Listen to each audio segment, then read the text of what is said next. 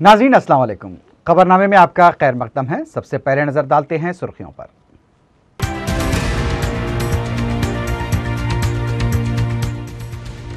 Telangana bill नकायज से पुररोल 77 के तहत बिल वापस करने के लिए स्पीकर को चीफ मिनिस्टर की नोटिस।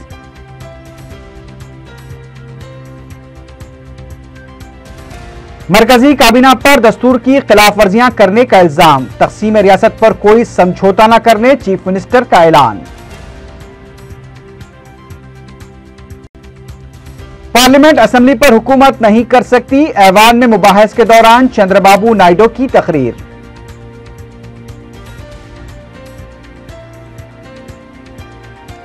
बिल में कानूनी गलतियों को दूर करने के लिए एडवोकेट जनरल और माहिर कानूनदा की खिदमात हासिल करने अकबरुद्दीन ओवैसी का मशवरा। और पंजागोट्टा पुलिस स्टेशन के करीब एक ज्वेलरी शॉप से 30 किलो तिलाई जेवरात का सरखा।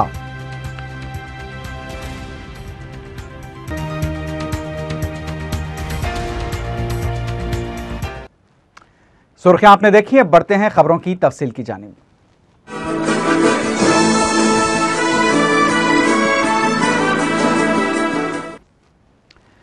वज़ीर आला किरण कुमार रेड्डी ने रियासत की तकसीम के बिल में नकायस की निशानदही करते हुए रोल 77 के तहत बिल को वापस करने के लिए स्पीकर को नोटिस रवाना की है। रियासती वजीर शैलजानाथ ने इस नोटिस को स्पीकर के हवाले किया।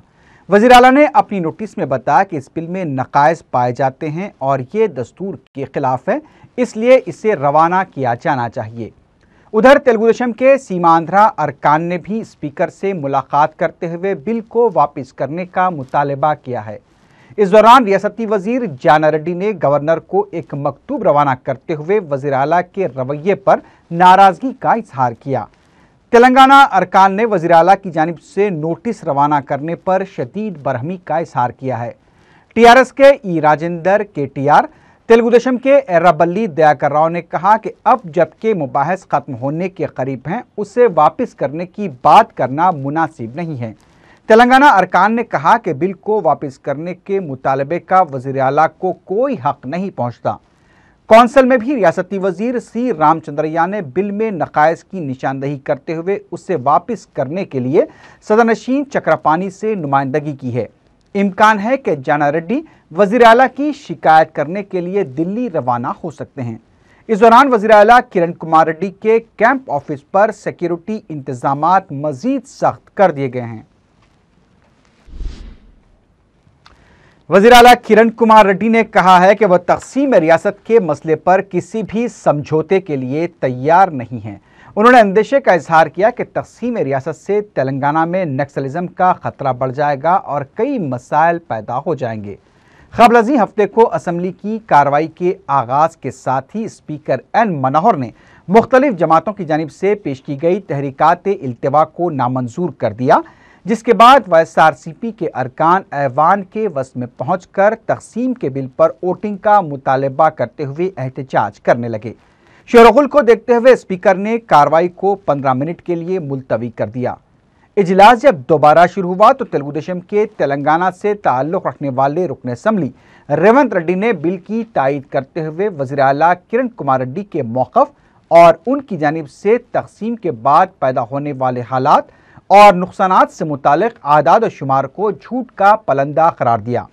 रेवंत रेड्डी ने निज़ाम दौर हुकूमत को सीमांध्रा के बाज़ अरकान की जानिब से तनकीद का निशाना बनाए जाने पर भी बरहमी का इज़हार किया।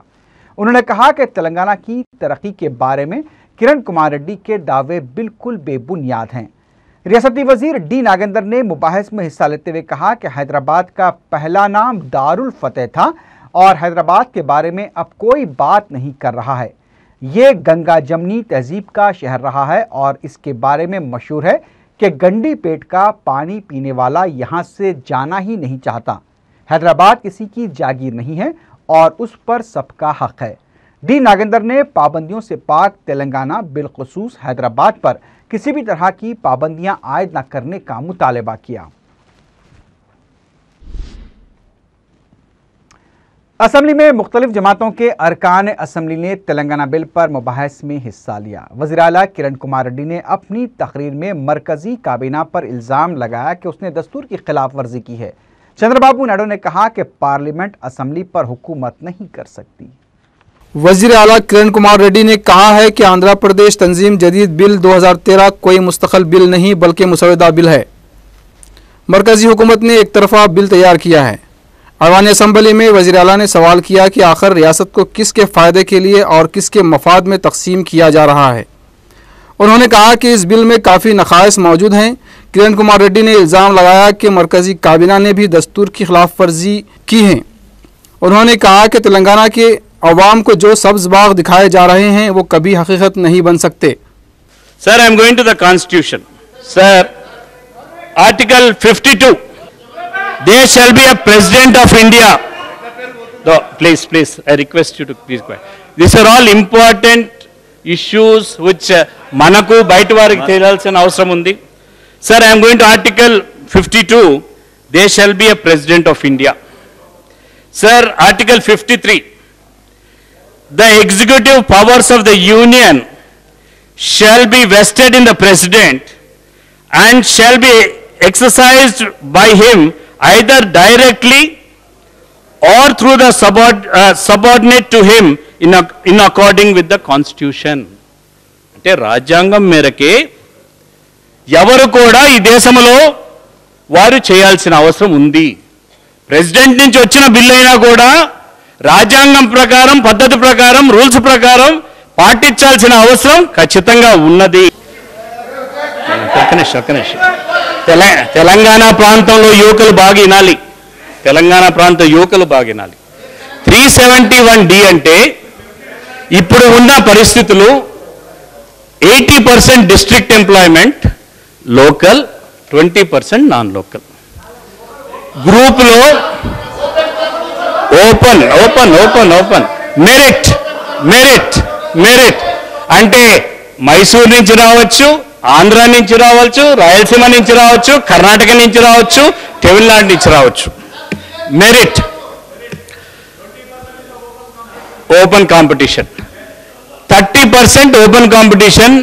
దీంట్లో జోనల్లో 40% మల్టీ జోనల్లో.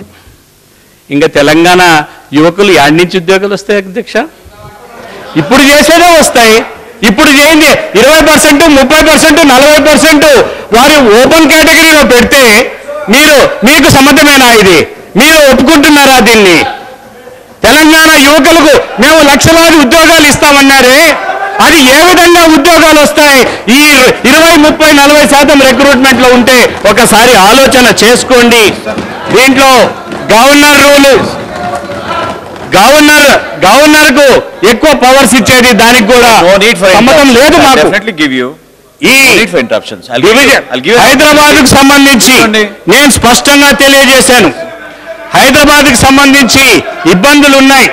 ఈ ఇబ్బందులన్నీ ఉన్నాయని నేను స్పష్టంగా తెలియజేయటం జరిగిందనేది నేను చెప్పడం జరిగింది. రాజేందర్ గారు మీకు అధ్యక్ష सदर तेलुगुदेशम चंद्रबाबू नायडू ने कहा कि 23 दिन के बाद आज चीफ मिनिस्टर को पता चला है कि ये महज मुसवदा बिल है। अगर उन्हें बिल में मौजूद नक़ाइस का पता चल चुका है तो फिर वो खामोश क्यों हैं? क्यों वो अपने इख्तियार का इस्तेमाल करते हुए बिल को वापस नहीं करते? उन्होंने कहा कि ऐवान असम्बली पर पार्लियामेंट हुकूमत नहीं कर सकती। हर किसी को दस्तूर के मुताबिक चलना चाहिए। दस्तूर को अपनी मर्ज़ी के मुताबिक नहीं चलाना चाहिए। आज सब कुछ गलत हो रहा है और ख़ुद चीफ मिनिस्टर इस बात का इकरार कर चुके हैं। टीआरएस के फ्लोर लीडर ई राजेंद्र ने कहा कि किरण कुमार रेड्डी की तकरीर बता रही है कि वह ऐसा समझते हैं कि तेलंगाना रियासत मुल्क से अलग हो जाएगी और यहाँ आने के लिए पासपोर्ट और वीज़ा की ज़रूरत होगी। चीफ मिनिस्टर एक दस्तूरी अहदे पर रहते हुए अवाम को गुमराह कर रहे हैं। उन्होंने कहा कि वज़ीर आला ने इब्तिदा में तो कहा था कि आला कमान जो भी फैसला लेगी उसे कबूल करेंगे और अब फैसला आने के बाद खुलकर मुखालिफत कर रहे हैं। सीपीआई के जी मल्लेश ने कहा कि कांग्रेस आला कमान को यह अंदाज़ा नहीं था कि किरण कुमार रेड्डी एक बेकार चीफ मिनिस्टर साबित होंगे। उन्होंने कहा कि साबिक चीफ मिनिस्टर और मौजूदा चीफ मिनिस्टर दोनों ही सीमांध्रा की अवाम की रहनुमाई में नाकाम साबित हुए हैं। अपने दावे के मुताबिक अगर वो वाकई हैदराबादी हैं तो फिर तेलंगाना के लिए 1 लाख करोड़ के पैकेज का मुतालबा क्यों नहीं करते। बीजेपी के फ्लोर लीडर ई लक्ष्मी नारायण ने इल्ज़ाम लगाया कि कांग्रेस पार्टी चीफ मिनिस्टर को तब्दील करने के लिए फ़िरक़ावाराना फसादात कराती है। सीपीआई के जे रंगारेड्डी, रियासती वजीर जाना रेड्डी और लोकसत्ता के जयप्रकाश नारायण ने भी अपने ख्यालात का इजहार किया। बाद अज़ां स्पीकर ने कहा कि अरकान असम्बली अवामी नुमाइंदे हैं और एक दस्तूरी बॉडी है। असम्बली को पूरी आज़ादी है कि वो दस्तूरी क़वायद के मुताबिक काम करे। अलबत्ता दफ़ा 3 के तहत जो बिल असम्बली को रवाना किया गया है, इस पर असम्बली का कोई इख्तियार नहीं है, बल्कि अरकान को सिर्फ अपनी अपनी राय देना है। मजलिस के फ्लोर लीडर अकबरुद्दीन ओवैसी ने कहा कि रियासत के मौजूदा हालात के लिए सीमा आंध्रा कायदीन जिम्मेदार हैं। उन्होंने सवाल किया कि मुत्तहदा आंध्रा के चैंपियन बनने के लिए रियासत की तकसीम से तेलंगाना के नुकसान के बारे में बात की जा रही है, लेकिन सीमा आंध्रा में जो मसाइल पैदा होंगे उसके बारे में बात क्यों नहीं की जा रही है। उन्होंने कहा कि पहले ही दिन बीएससी इजलास में सवाल किया था कि ये बिल मुकम्मल नहीं है। उन्होंने कहा कि ऐवान में इस बिल पर करारदाद पेश करते हुए बिल की गलतियों का अहाता किया जाना चाहिए था। कायद मजलिस ने स्पीकर को मशवरा दिया कि इस बिल पर आगे बढ़ने से पहले एडवोकेट जनरल को और माहिर कानूनदां को तलब करते हुए कानूनी पेचीदगियों को दूर किया जाए। I have been hearing Honorable Chief Minister Saab also. He said about keeping the state united, and he wants the state to be united, and he had opposed the formation of Telangana. But I was expecting the Honorable Chief Minister, when he says that he wants the state to be united, when he was mentioning about the power problems that would be faced by Telangana, when he has mentioned about the irrigation of Telangana, about the lift irrigation for Telangana, and the problems of employment which would be happening after Telangana comes into emergence, and so many problems he has addressed about Telangana. But I fail to understand when he wants to be the champion of keeping the state united, Samek Andhra, why did he not mention the problems that the people of Andhra and Rayalaseema will face if the state is bifurcated? How the power sector of Andhra and Rayalaseema will be affected? How the irrigation of Andhra and Rayalaseema will be affected? How the people of Andhra and Rayalaseema will be suffering because of Telangana? That has not been mentioned. That is very important. I was expecting him to say that. And that is why I say that if today the situation has arisen, it is totally because of the failure of the Andhra and Rayalaseema leaders for keeping the state united. They have failed to keep the state united. They have failed to do the responsibilities. I really feel very saddened that nobody is addressing the problems that would be faced by the people of Andhra if the state is bifurcated. So that is why that is very important, which needs to be addressed. And I once again through you would like to request to all the Andhra and Telangana leaders to please enlighten this, enlighten to the people of the state. Okay, what would be the problem if the state is bifurcated? As far as the Telangana leaders are concerned, they are very sure that if the Telangana comes into emergence, it would be the prosperous state. They are very sure about it will be a prosperous state.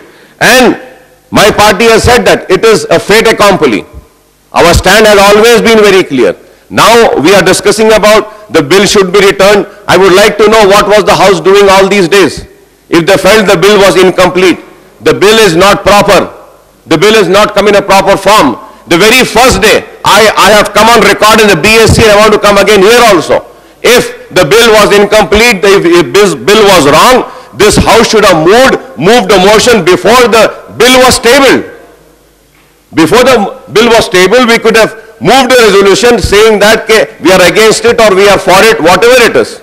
But we never did that. And now after discussing for so many days, we wake up now. We wake up now and we say that, no, this is wrong, this needs to be returned back.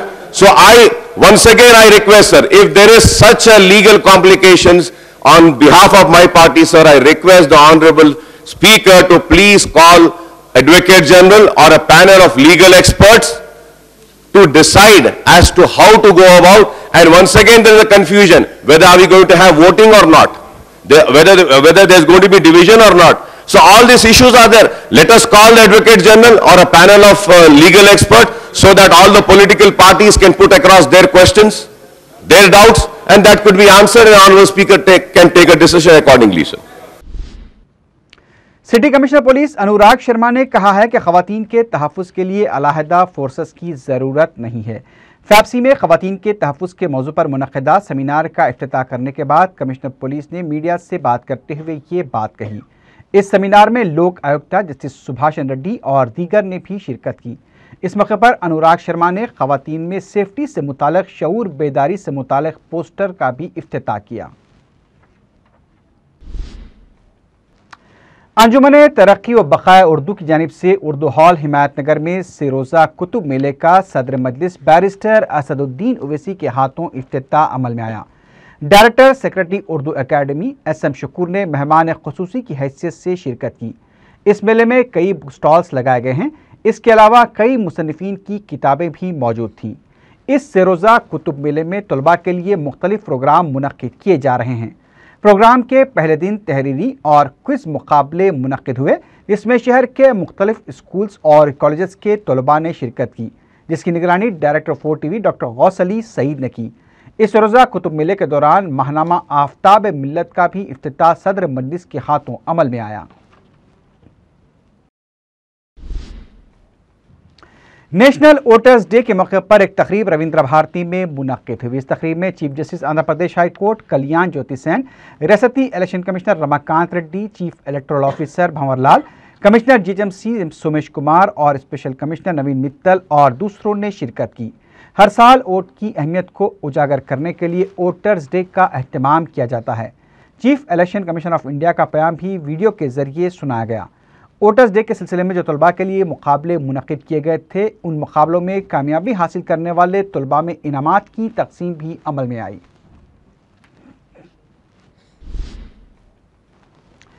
National solidarity committee के ज़ेर-ए-तमाम प्रकाशम hall में 22वां जश्न रहमतुल्लिल आलमीन सल्लल्लाहु अलैहि वसल्लम मुनक़्क़िद हुआ। इस मौके पर मौलाना हसन फारूकी के अलावा कांग्रेसी क़ायदीन खलीक़ुर रहमान और SK अफजलुद्दीन के अलावा तलबा और तालिबात ने भी शिरकत की। मलकपेट में वाक़ जामिअतुल बनात इस्लाहिया के तालिबात की जानिब से 4 रोज़ा इस्लामी मालूमाती नुमाइश की जा रही है। सदर तामील मिल्लत व मुस्लिम पर्सनल लॉ बोर्ड के शरीक मोतमद मौलवी अब्दुर्रहीम कुरैशी ने इस नुमाइश का इफ्तिताह अंजाम दिया। नाजिम जामे मौलाना अब्दुल अलीम इस्लाही भी इस मौके पर मौजूद थे। चीज़ को मॉडल और तस्वीर के ज़रिए पेश करते हैं तो उसका असर कुछ और होता है, और इस नुमाइश को मुनक़्क़िद करने का मकसद यही है कि आम्मतुल मुस्लिमीन को और सभी लोगों को इस्लाम की तारीख़, इस्लाम के पैगाम, इस्लाम के अहकाम से वाकिफ़ कराया जाए, जैसे है जन्नत, दोज़ख, और इसी तरह सिरात मुस्तक़ीम के पुल सिरात पर से कैसे गुजरना है, और अगर कोई कामयाब ना हुआ तो वो कहाँ जाएगा। इसी तरह से बहुत सारे मॉडल्स और बहुत सारी पेंटिंग्स हैं जिसमें कोई ना कोई पैगाम पोशीदा है, और ये पैगाम इंशाअल्लाह इससे इस नुमाइश से फ़ायदा ये होगा कि इससे अमल का जज्बा पैदा होगा और लोगों को सुधरने का मौका मिलेगा। तो हम चाहते हैं कि ज़्यादा से ज़्यादा लोग इस नुमाइश को देखें और इससे फ़ायदा उठाएं। हमारी तालिबात ने बहुत ज़्यादा मेहनत के साथ ये मॉडल्स और ये पेंटिंग्स तैयार की हैं, और अल्हम्दुलिल्लाह तमाम तस्वीर में कोई ना कोई पैगाम है। तो हम ये चाहते हैं कि ज़्यादा से ज़्यादा लोग आएँ और इससे इस्तेफ़ादा करें, इसे देखें, इसे समझें। शहर के मुख्तलिफ मकामात पर खिदमात अंजाम देने वाली आंगनवाड़ी असातिज़ा ने दारुस्सलाम में मजलिसी क़ायदीन से मुलाकात की और अपने देरीना मुतालबात की यकसुई के लिए हुकूमत से नुमाइंदगी की दरख्वास्त की। असातिज़ा की नुमाइंदे ने बताया कि मामूली तनख्वाहें दी जा रही हैं जो गुजारे के लिए नाकाफ़ी हैं। इसके अलावा काम के औक़ात में भी तब्दीली करते हुए दोपहर के बजाय शाम 4 बजे तक कर दिए गए हैं, जिससे आंगनवाड़ी असातिज़ा को मुश्किलात पेश आ रही हैं। मोतमद उमूमी सैयद अहमद पाशा खादरी ने उन्हें तयक़ुन दिया कि ज़िले कलेक्टर से सिलसिले में नुमाइंदगी करते हुए उनके मुतालबात की यकसुई करवाई जाएगी। फलकनुमा बस डिपो में APS RTC की जानिब से मनाए जाने वाले रोड सेफ्टी वीक के तहत तकरीब का इनेकाद अमल में आया। डिपो मैनेजर B रमेश ने बताया कि 1 हफ्ता तवील इस प्रोग्राम के दौरान RTC मुलाजिमीन को कारकर्दगी में बेहतरी लाने के अलावा बसों की बेहतर निगरानी के लिए तरबियत दी गई। उन्होंने कहा कि फलकनुमा डिपो के 3 मुलाजमीन को बेहतर कारकर्दगी पर रकमी इनाम से नवाजा गया है। डीसीपी ट्रैफिक के हाथों इनामात की तकसीम अमल में आई। सदर मजलिस बैरिस्टर असदुद्दीन ओवैसी ने मजलिस टीचर्स यूनियन की जानिब से तरतीब दिए गए कैलेंडर की रस्म इजरा अंजाम दी। इस मौके पर यूनियन के जिम्मेदारों के अलावा मेयर मोहम्मद माजिद हुसैन भी मौजूद थे। कानून सबके लिए बराबर होता है, लेकिन कानून की हिफाजत करने वाले ही कानून शिकनी पर उतर आए तो आम आदमी पर इसका क्या असर पड़ेगा। हमारे नुमाइंदे ने एक ऐसे मंजर को अपने कैमरे में कैद किया है जिसमें एक ट्रैफिक कांस्टेबल असेंबली से बाग आमा तक रॉन्ग साइड जाते हुए देखा जा सकता है। ट्रैफिक पुलिस के जवान वैसे तो किसी को रॉन्ग साइड जाते देखकर फौरी चालान कर देते हैं, लेकिन अब पुलिस कांस्टेबल की इस हरकत पर क्या करना चाहिए, इसे कौन चालान करेगा। वैसे इन दिनों असेंबली का इजलास जारी है और पुलिस ने गैर मामूली इंतजाम किए हैं, लेकिन इस कांस्टेबल को देखकर ऐसा लगता है कि उसे किसी की फिक्र नहीं है। पुलिस के आला ओहदेदारों को रोड सेफ्टी हफ्ता मनाने के दौरान खुद अपने महकमे के मुलाजमीन को भी ट्रैफिक कवायद पर अमल करने की ताकीद करनी चाहिए। शहर के तिजारती इलाके पंजागुट्टे में एक ज्वेलरी शॉप से 30 किलो सोने के जेवरात का सरखा कर लिया गया। इस वाक़े से पंजागुट्टे की तिजारती बरादरी में बेचैनी देखी गई। वाक़े की इत्तला मिलते ही city commissioner police Anurag Sharma, DCP west zone V Satyanarayana और दीगर ओहदेदार मुकाम वाक़या पहुंच गए। पुलिस की क्लूज टीम को तलब करते हुए शोरूम का मुकम्मल जायजा लिया गया। बताया गया है कि तनिष्क शोरूम के अकबी हिस्से में सुराख करते हुए सारिक अंदर दाखिल हुए और जेवरात का सरखा किया।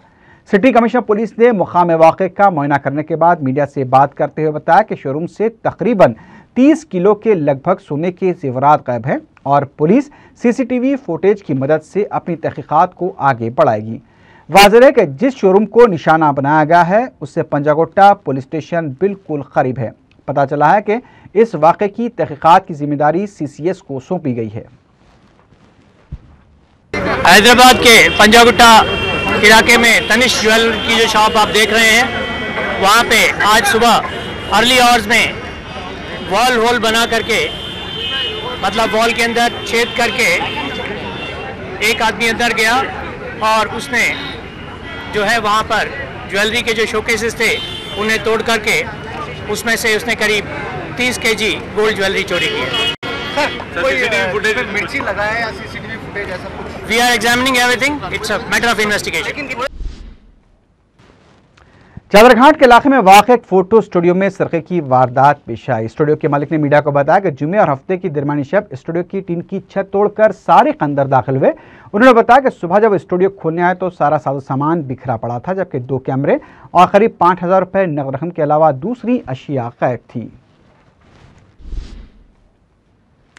हुसैनी कोठी जाफरी गली में भी पेश आई सरक़े की वारदात में सारिकों ने 10 तोले के तिलाई जेवरात, 1 किलो चांदी, रेडो घड़ियों के अलावा कीमती इलेक्ट्रॉनिक सामान बशमोल टीवी सेट्स का सरखा कर लिया। मकान मालिक मोहम्मद इरफान ने बताया कि वो अफराद खानदान के साथ तकरीब में गए थे और 4 दिन बाद लौटे तो देखा कि घर का साजो सामान बिखरा पड़ा है और तिलाई जेवरात और चांदी के अलावा दीगर कीमती सामान गायब है। मोहम्मद इरफान की शिकायत पर मुगलपुरा पुलिस ने मुकाम वाक़ा पहुंचकर मुआयना किया और केस दर्ज करते हुए तहकीकात का आगाज कर दिया है। नई फिल्मों की डीवीडीज और सीडीज गैर कानूनी तरीके से तैयार करने वाले जहनुमा के एक नौजवान को south zone task force police ने गिरफ्तार कर लिया। Additional DCP task force Limba Reddy ने बताया कि 33 साला जमील पाशा के कब्जे से 1500 सीडीज डीवीडीज जब्त कर लिए गए, जिनमें 80% नई फिल्मों और गानों की सीडीज और डीवीडीज हैं। इजोन टास्क फोर्स पुलिस ने एक जाली वीजा कंसल्टेंसी पर धावा करते हुए उसके मालिक कृष्णा किशोर और उसके साथी दुर्गा रमेश को गिरफ्तार कर लिया है। पुलिस ने उनके कब्जे से मुख्तलिफ बैंकों के जाली लेटर हेड्स, सरकारी और गैर सरकारी इदारों के रबर स्टैम्प्स, 3 कंप्यूटर्स और 2 प्रिंटर्स भी जब्त कर लिए। पुलिस के मुताबिक सिकंदराबाद के एक फ्लैट में वीजा सोल्यूशन के नाम से जाली कंसल्टेंसी चलाई जा रही थी, जिसके जरिए दर्जनों लोगों को धोखा दिया गया है। आईडीए बुलारे में पटाखों के गोदाम में आग लगने से 10 लाख रुपए मालियती पटाखों का स्टॉक जलकर खाकिस्तर हो गया। मुकामी अफराद ने बताया कि जुमे की रात अचानक गोदाम में आग लग गई, जिसकी वजह से गोदाम में रखा पटाखों का स्टॉक आग की जद में आ गया। उन्होंने बताया कि रिहायशी इलाकों में पटाखों का गोदाम गैर कानूनी तरीके से कायम किया गया है, जिससे वहां रहने वालों को खतरा लाहक हो सकता है। BHEL और पटनचरू के फायर ब्रिगेड्स ने कोशिश करके आग पर काबू पाया। आखिर में सुर्खियों पर एक बार फिर नजर डालते हैं।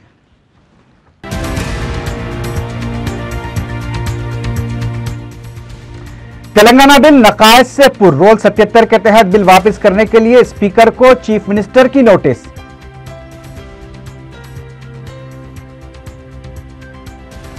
मरकजी काबीना पर दस्तूर की खिलाफवर्जियां करने का इल्जाम। तकसीम रियासत पर कोई समझौता न करने चीफ मिनिस्टर का ऐलान। पार्लियामेंट असेंबली पर हुकूमत नहीं कर सकती, ऐवान में मुबाहिस के दौरान चंद्रबाबू नायडू की तकरीर।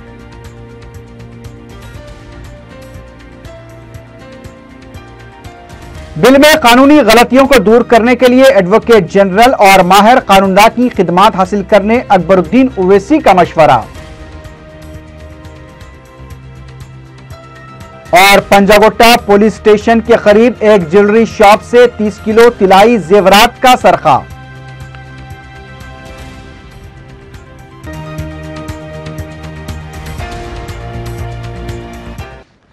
इसी के साथ ही खबरनामा अख्ताम को पहुंचा। अल्लाह हाफिज।